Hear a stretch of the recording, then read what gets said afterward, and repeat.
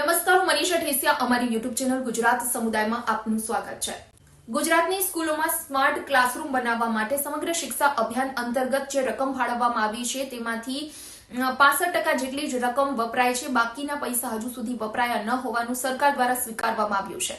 તો કેન્દ્ર સરકાર દ્વારા લોકસભામાં આપેલા જવાબ મુજબ વર્ષ 2020-21 થી લઈ વર્ષ 2024-25 દરમિયાન ગુજરાતમાં સ્માર્ટ ક્લાસરૂમ બનાવવા માટે જે કેન્દ્ર તરફથી 175 કરોડ રૂપિયા ફાળવવામાં આવ્યા હતા અને તેમાંથી 65% એટલે કે માત્ર 114 કરોડ રૂપિયા જ વપરાયા છે. 65 કરોડ રૂપિયા રકમ એવી છે કે જે વાપરવામાં નથી આવી અને આ ખુદ સરકાર તરફથી સ્વીકારવામાં આવ્યું છે.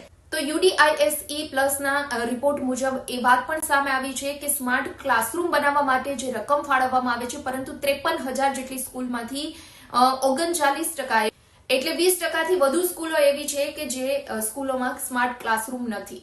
એટલે રાજ્યની 20% સ્કૂલ તો એવી છે કે જે સ્કૂલમાં સ્માર્ટ કે ડિજિટલ બોર્ડ નથી અને વર્ચ્યુઅલ ક્લાસ લઈ શકાય તે માટે કોઈ ટીવીની પણ વ્યવસ્થા નથી.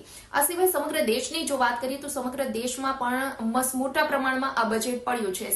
સ્માર્ટ ક્લાસરૂમ બનાવવા માટે 3,000 કરોડ આસપાસ જો બજેટ ફાળવવામાં આવ્યું હતું અને તેમાંથી માત્ર 60% બજેટ વપરાયું છે. હજુ 40% બજેટ વાપરવાનું બાકી છે, જેમાં સૌથી વધારે ઉત્તર પ્રદેશમાં 265 કરોડ રૂપિયા બાકી છે, જ્યારે ગુજરાતમાં 61 કરોડ રૂપિયા વણ વપરાયેલા એમનેમ જ પડ્યા છે કે જે સરકાર તરફથી સ્માર્ટ ક્લાસરૂમ બનાવવા માટે ફાળવવામાં આવ્યા હતા.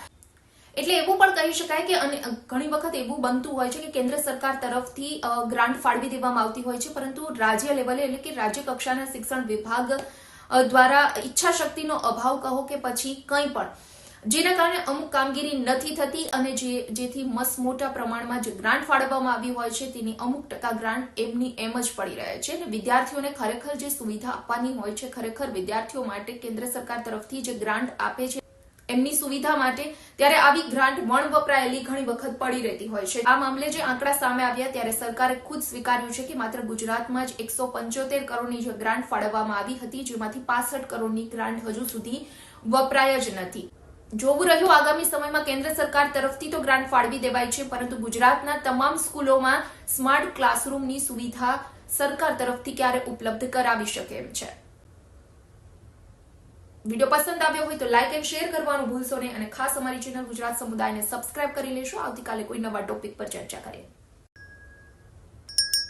વિડીયો પસંદ આવ્યો હોય તો લાઇક એન્ડ શેર કરવાનું ભૂલશો નહીં અને ખાસ અમારી ચેનલ ગુજરાત સમુદાયને સબસ્ક્રાઇબ કરી લેશો. આવતીકાલે કોઈ નવા ટોપિક પર ચર્ચા કરીએ.